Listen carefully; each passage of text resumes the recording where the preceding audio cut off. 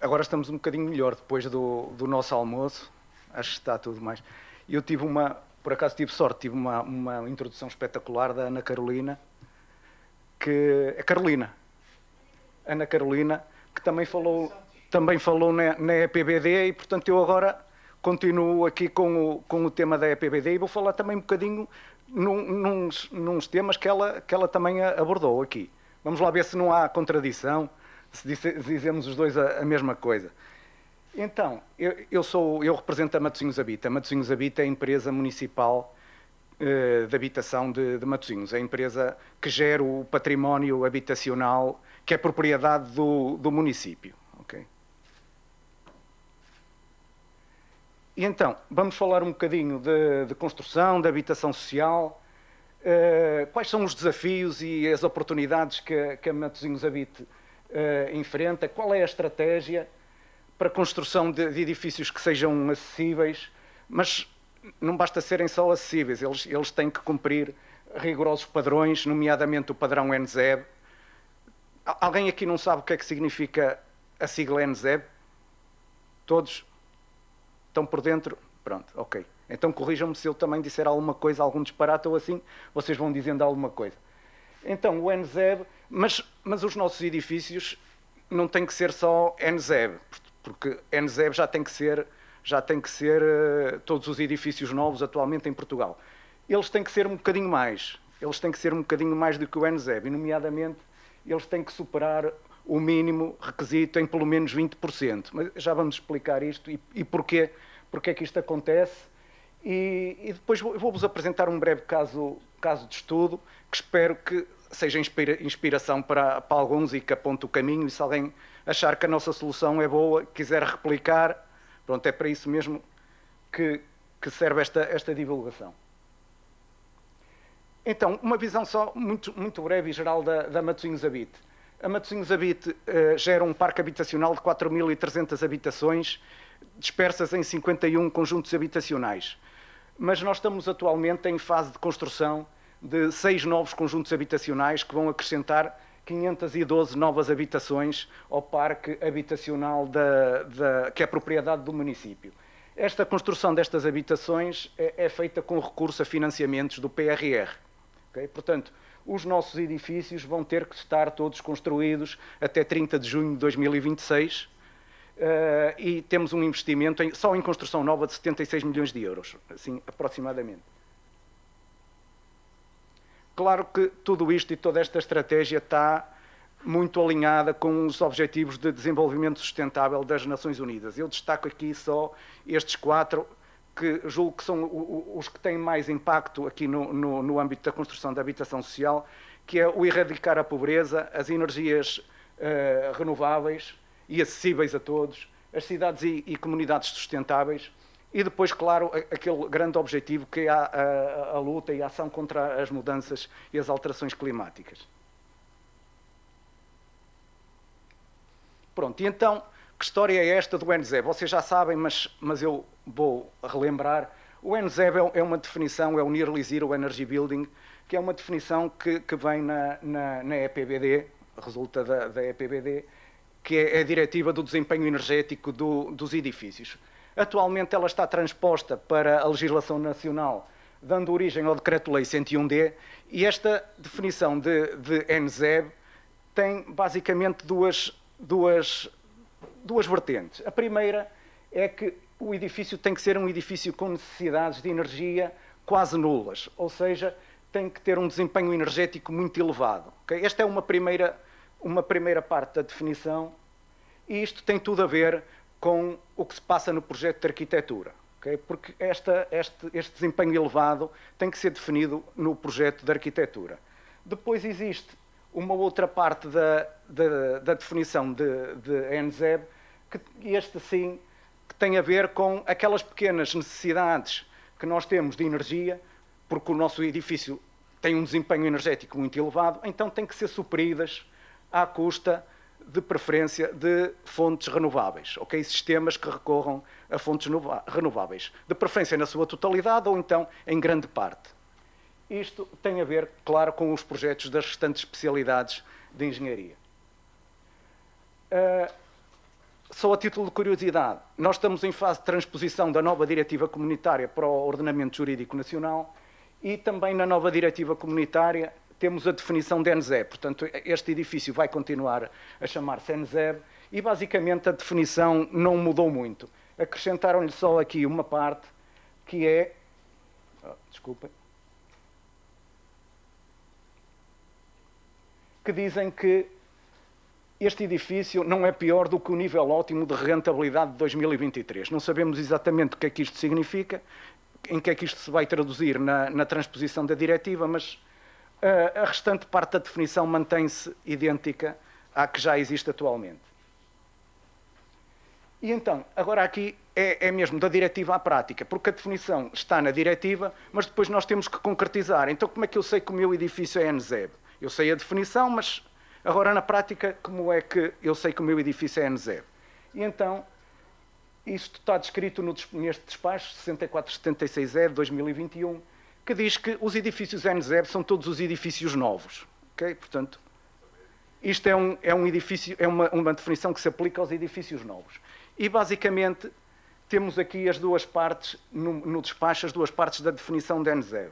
Portanto, ele tem que cumprir requisitos de conforto térmico e tem que cumprir requisitos de desempenho energético. Okay? Portanto, a primeira parte, o conforto térmico, que tem a ver com o tal projeto de arquitetura, tem a ver com o que se passa, que tem a ver com transferência de calor através da envolvente do edifício, através das paredes, da cobertura, dos envidraçados. Portanto, é um balanço de energia que é feito no edifício. E depois, isto tem a ver com o conforto térmico e depois a outra parte que tem a ver com o desempenho energético. Okay? E qual é a particularidade agora dos edifícios de habitação social que tenham financiamento do PRR? É que para obter o financiamento do PRR, o edifício não lhe basta ser NZEB.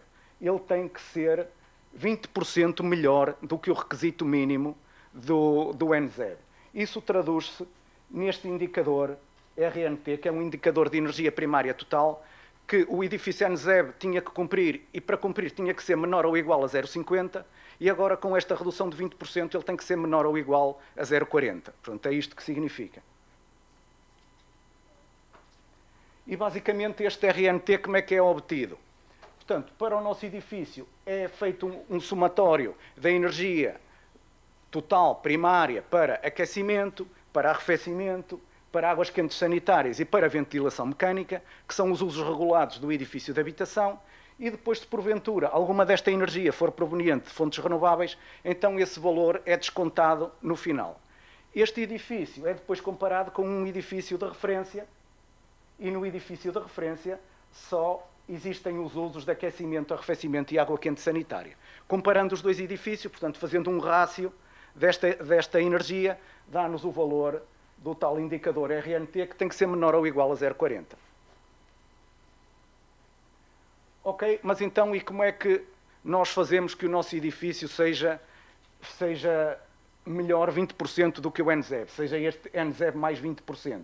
Deitamos as mãos à cabeça, como este que está aqui na imagem, mas vamos lá ver qual foi a nossa estratégia para chegar lá. Então nós temos aqui, do lado esquerdo, um edifício NZEB. Okay? Este já é um edifício que cumpre todos os requisitos para ser NZEB, e nós podíamos seguir duas estratégias para que o edifício se tornasse o tal NZEB mais 20. Primeira hipótese era apostar em sistemas ativos, reforçar a contribuição dos sistemas técnicos, mantendo a parte do conforto térmico inalterada. A segunda hipótese era mexer na parte da definição do conforto térmico, mantendo inalterados os sistemas técnicos. Basicamente eram estes os dois caminhos que tínhamos para seguir. Qual foi a estratégia adotada? Foi fazer um reforço da qualidade térmica dos elementos da envolvente, muito para além do requisito mínimo que eles teriam que cumprir, e com recurso a um sistema fotovoltaico e uma bomba de calor para a preparação de água quente sanitária, conseguimos obter este tal edifício NZEB mais 20%. Só um parênteses, isto não é uma fórmula, ok? Isto resultou muito bem no Concelho de Matosinhos com as condições climáticas do Concelho de Matosinhos. Não significa que possa ser replicado exatamente para todo o território, dependendo do clima de cada um. E agora, a título de exemplo, o conjunto habitacional Teixeira de Melo, que está neste momento em construção em Matosinhos, é um dos 6 conjuntos habitacionais, composto por 2 edifícios, 64 habitações. E qual foi a estratégia adotada para este edifício? Portanto, não dispõe de sistemas de climatização, nem aquecimento, nem arrefecimento. Para a produção de água quente sanitária, uma bomba de calor, AQS, ventilação mecânica, portanto, extração mecânica centralizada, admissão natural, e depois painéis fotovoltaicos. A nível da envolvente, reparem que as paredes, para cumprir o requisito mínimo, eu bastava meter 4 cm de isolamento térmico, neste caso XPS, e nós optamos por 10 cm de isolamento térmico. A nível das coberturas, também para cumprir o requisito mínimo, bastavam 7 cm de XPS e, neste caso, optamos por 10. Portanto, reforço do isolamento térmico. E quais foram os resultados obtidos? 84% das 64 frações são da classe A+, apenas 13 da classe A, e a classe energética média que obtivemos foi 16%. Portanto, um RNT 0,16. Exemplo de uma fração. A fração localizada num último piso, 0 kWh de energia primária para aquecimento, 5,5 para arrefecimento, 32,9 AQS, 2 ventilação mecânica, e depois a este somatório descontamos 23 kWh de energia proveniente de fontes renováveis. No edifício de referência temos também o valor da energia primária, este rácio dá um A mais 13%. Outra fração, esta localizada no resto do chão, em que fizemos a mesma coisa e obtivemos também um A mais de 11%. Em conclusão, é possível obter o NZEB mais 20, na hipótese 1, mantendo inalterado a envolvente do edifício, investindo mais em equipamentos, mas com isso também tendo mais custos com energia e com manutenção. A hipótese 2 era investir mais no isolamento da envolvente. Com isto também conseguimos mais conforto térmico para o edifício, mas em contrapartida dispensamos completamente os sistemas de climatização e claro que depois temos os equipamentos muito eficientes para a água quente sanitária e recurso a fotovoltaico para a produção de energia. Ia-vos mostrar só a localização.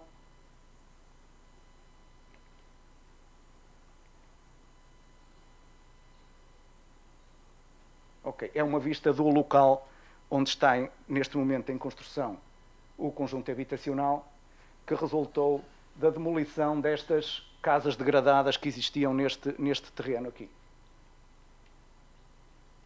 Ok, algumas fotos para vos mostrar que isto não é uma miragem, ok? Isto neste momento está em construção e está já numa fase bastante até adiantada da construção. Vemos aqui um dos edifícios já com a fachada completamente revestida. E agora só mesmo a título de curiosidade, na nova diretiva comunitária temos outra definição, temos outro ZEB, que não é um NZEB, mas é um ZEB que significa edifício com emissões nulas de carbono. Mas estas emissões são emissões nulas de carbono proveniente de combustíveis fósseis, mas são emissões operacionais, ok? Esta é que é a definição do ZEB que vem na diretiva. E depois temos aqui a diferença entre emissões operacionais e emissões ao longo de todo o ciclo de vida do edifício. Portanto, naquela definição de ZEB só conta a operação do edifício, ok? Todos os edifícios terão que ser ZEB a partir de 1 de janeiro de 2028, todos os edifícios tidos por organismos públicos e depois todos os restantes a partir de 2030. Outra definição também que vem na diretiva, que é este potencial de aquecimento global do ciclo de vida. E aqui já falamos ao longo de todo o ciclo de vida do edifício. Este potencial do ciclo de vida do edifício vai ter que ser calculado a partir de 1 de janeiro de 2028 para todos os edifícios novos com área superior a 1000 metros quadrados e a partir de 1 de janeiro de 2030 para todos os restantes edifícios. Pronto, e muito obrigado e peço desculpa se excedi um bocadinho o tempo que tinha disponível. Obrigado.